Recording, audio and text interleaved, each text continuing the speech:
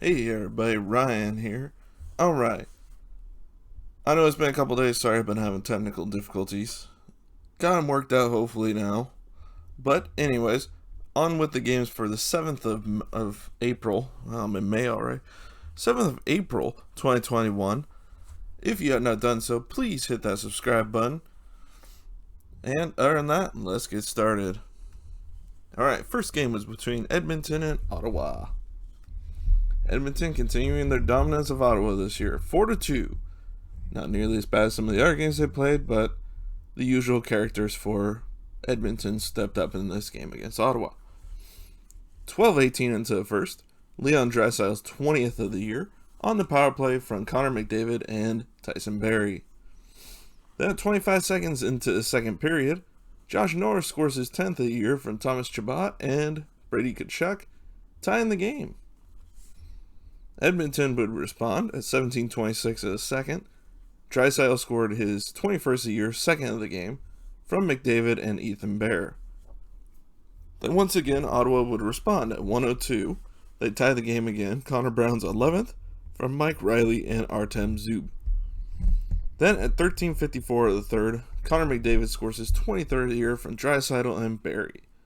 Then at 19:59, Edmonton would put it away for, well, it was already pretty much done at that point, but Draisaitl would complete his hat trick, 22nd of the year, third of the game from McDavid, giving Draisaitl 4 points in the game, McDavid 4 points in the game, and Barrie 2 points in the game.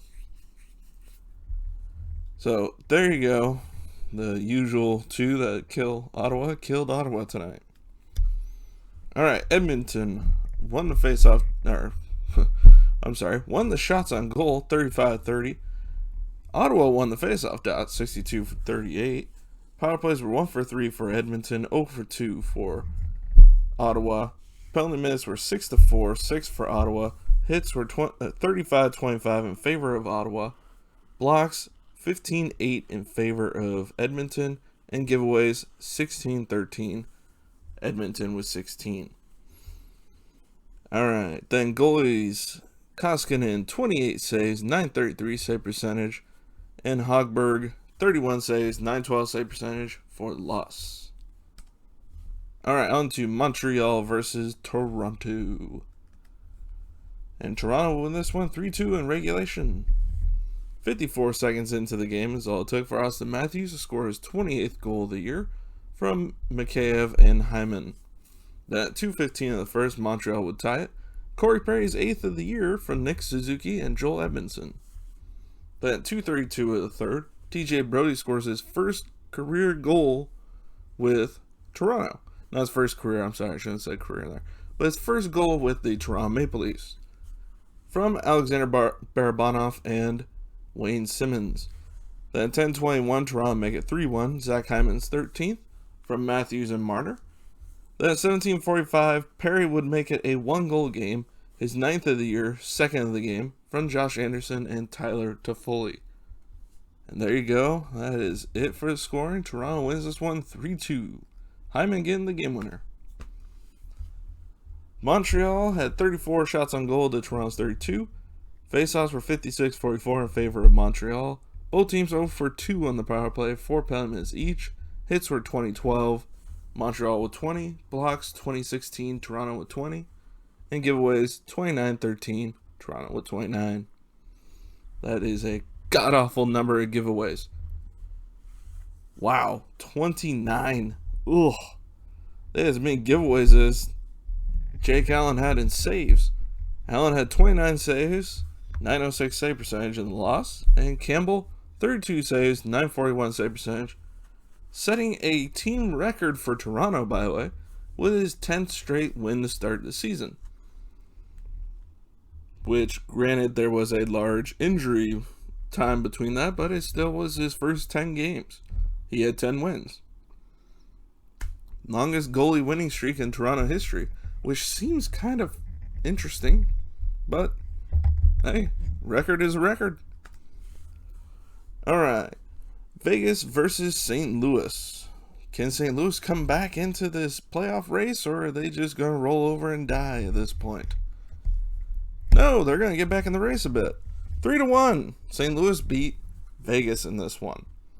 48 seconds into the first, Vladimir Tarasenko's third of the year from Vince Dunn and Jaden Schwartz.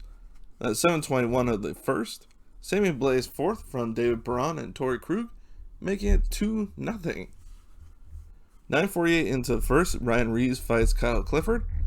I can see that one being a good fight. That one might be worth looking up. Alright, 13:31 into the third, Jake Wallman scores his first career goal. Congratulations to him. From Jordan Kyrou and Ivan Barbashev, who is back. I didn't realize Barbashev was back in the lineup, but he is. 15:44 into the third, Nicholas Roy, or Waugh, I think they said Waugh in the feed. Nicholas Waugh's second from William Carrier and Ryan Reeves, giving you 3-1, your final score. Now, Vegas outshot St. Louis pretty heavily, 51-35. Faceoffs were 52-48 in favor of St. Louis. Vegas was 0 for 4 on the power play. St. Louis 0 for 1. Penalty minutes 13-7, 13 for St. Louis. Hits 23-19 in favor of St. Louis. And blocks 25-12 in favor of St. Louis. Giveaways 14-8, St. Louis 14. So, just right there between the blocks and the shots on goal, there was 76 shots taken by Vegas. That doesn't even include missed shots or posts if they had any posts. Alright, goalies. Fleury had 32 saves, 914 save percentage on loss. Binnington stood on his head, 50 saves, 980 save percentage. Had an amazing game. That's what they need if they want to get back in this race. Alright, Colorado versus Minnesota. I just like saying Minnesota. I don't know why. And Minnesota killed them tonight, 8-3. Yikes. This is Colorado's first regulation loss in, I think, like 10, 12 games. So, there's something there. Alright, first period. Kirill Kaprizov scores his 15th on the power play from Victor Rask and Jared Spurgeon. At 13-15, Luke Johnson gets his first career goal. Congrats to him. From Kyle Rao and Carson Soucy. Then at 18:38, Kevin Fiala makes it 3-0, his 12th of the year on the power play from Spurgeon and Rask. 3-0 coming out of the first period for Minnesota. They came to play tonight. Big time. Alright, 34 seconds into the second period, Nathan McKinnon's 15th from Cale Makar and Mikko Rantanen. Then at 4:37 of the second, it becomes 4-1. Ryan Hartman's 6th unassisted. Then 5:17 of the second, Andrei Burakovsky scores his 11th from Jacob McDonald and Kyle Burrows. Then 9:42, Rantanen scores his 22nd on the power play from McKinnon and Makar. That would be the last goal for Colorado right there. And they bring it within one. It was 4-3 at that point. Then at 13:38 of the second, Kaprizov scores his second of the game, 16th of the year, on the power play from Fiala and Spurgeon. Then it just gets completely out of hand. 4:24 into the third, Fiala's 13th from Nick Bonino. That was Fiala's second of the game, by the way. Then 7:18 into the third, Joel Eriksson Ek's 13th from Zach Parise and Jordan Greenway. Then at 7:56, Fiala completes the hat trick, his 14th of the year on the power play from Kaprizov and Rask. That Kaprizov, Rask, and Fiala line has been very good for last month. So, I mean, Victor Rask has completely come back in his career at this point. Guy was basically just a bench player last 2 years. He's found somewhere that he fits, so congrats. Oh, not congrats, but I'm happy to see it. Because I always liked how he played with Carolina, but he just lost his way there for a while. 8-3 was your final, so there's that. And really, Minnesota did not outplay Colorado in this game. Colorado outshot them 32-19. That's how bad Colorado's goalies were tonight. And defense. It was not pretty. 8 goals and 19 shots. That means between the two goalies, they made 11 saves. That's bad. That's just over 500 save percentage. Alright, faceoffs were 51-49 in favor of Colorado. Power play 2 for 7 for Colorado, 4 for 5 for Minnesota. That was the worst power play coming into this game. All season long, they had less than 10%. Or had they just gone over that, actually? They may have gone over that finally. But still, they were not a very good power play up until this point. That is a really good job on their part. Penalty minutes were 28 to 24. Amazingly, no fights in this game. There was a large scrum where there were a couple misconducts handed out. But that was it. There was just a lot of minor penalties in this game. A lot of double minors, too. But, yeah, it was a fun game to watch if you're a Minnesota fan. Colorado fan, not so much. Sorry, but hey, you've had a good run. It has to end at some point, right? Hey, starting our win tomorrow or next game. Hits were 16-10, amazingly low considering how gritty this game felt. Blocks were 20-11 in favor of Minnesota, and giveaways 3-2, Colorado with 3. Grubauer made 11 saves for a 611 save percentage, and Johansson made 0 saves on the one shot he faced, which was a power play goal, by the way. So he had 0 saves and 0 save percentage. That does not help your stats. Talbot, 29 saves, 906 save percentage. Solid enough to get the win for his team. That's all you can ask for. Alright. Last game of the evening, Arizona versus LA. Arizona has a good chance to go up over San Jose and St. Louis even more. Because St. Louis did win today. But San Jose lost yesterday to Anaheim. Miracle in itself for my team to win a game. Especially against a team that had won 1 of 6 against at that point. Now 2 for 7. They'll lose the next 2. Wait, is it 2 more? Yeah, I think they do it. Yeah, they had 2 more. Okay. LA won this one 4-3. Pushing themselves a little bit back into that race. Still behind San Jose and St. Louis, though, so not that close. 9:30 into the first period, Lawson Krause scores his 3rd of the year from Christian Fischer and Jacob Chikrin. Then at 14:44, Ilya Lyubushkin, is how I remember them saying it in the feeds I've seen before, scored his first goal of the year from Krause and Fischer. Then at 17:21 of the first, Jarrett Anderson-Dolan scores his 5th from Trevor Moore and Cale Clegg. Then at 5:55 of the second, Johan Larsson's 6th of the year from Chikrin and Kessel, making it 3-1 at that point. And you're saying, I think they probably can do this because Arizona's a pretty good defensive team. Not a great offensive, but good defensive.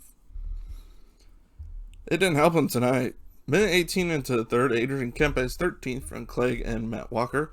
Then at 4:17, Jeff Carter's 7th from Drew Doughty and Blake Lizotte, tying the game.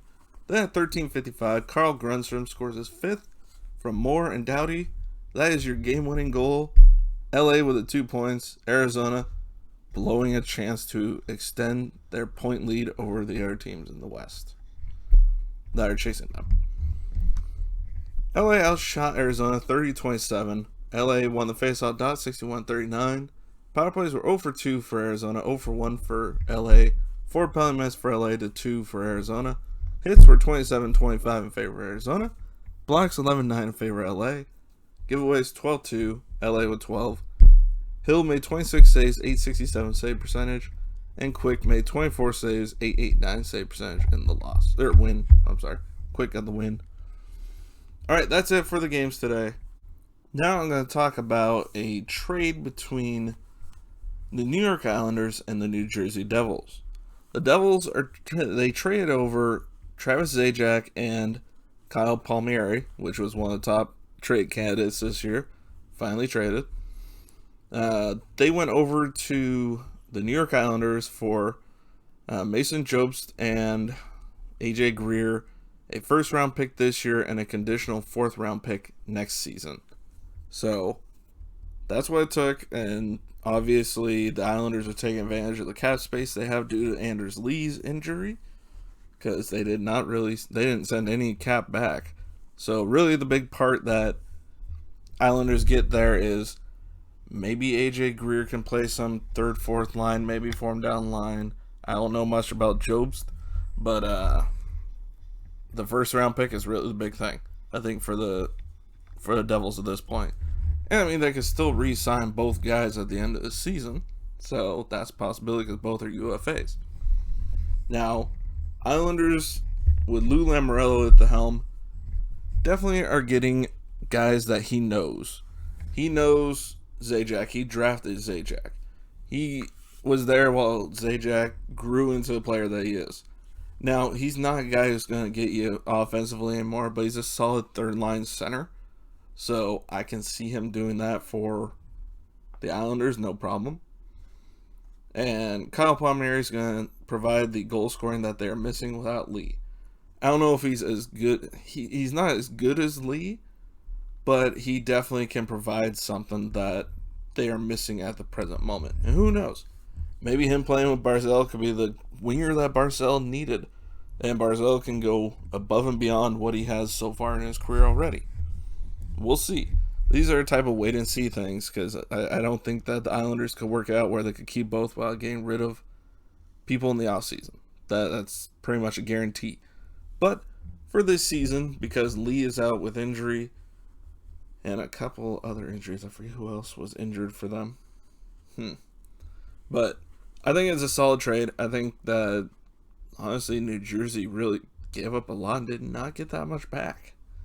I mean, who knows? Maybe both prospects turn into something. Never know. But first rounder in the draft that we keep hearing about this year, saying that it's a weaker draft, we'll have to see, because, I mean, the Islander pick could be a high pick, so it may not be something that will ever work out. Because I don't see them collapsing to the point where you're going to get a dang good pick at this point. And they're not San Jose, trading a conditional pick that ends up screwing you in the long run. So, you never know. But at this point, I think Islanders definitely are a stronger team because of this trade now. So now we just got to wait for, at least I think we have to wait for a quarantine. If they're in the same division, do they have to do a quarantine? So they played each other not that long ago. I don't know how that one works out. We'll have to wait and see on that portion. But for now, Palmieri, Zajac with a chance at winning something with the Islanders now. Now, would I pick them to win the whole thing? No, but can weird things happen? Yes. Yes, I can. Anyways, that was the trade for today. Hopefully, we'll get to see some more here soon, because we've all been waiting for it. I am currently working on my trade video, so hopefully I will have that out for you tomorrow. I know I said yes or today, but like I said, I've been having technical issues, so I've had to work on that.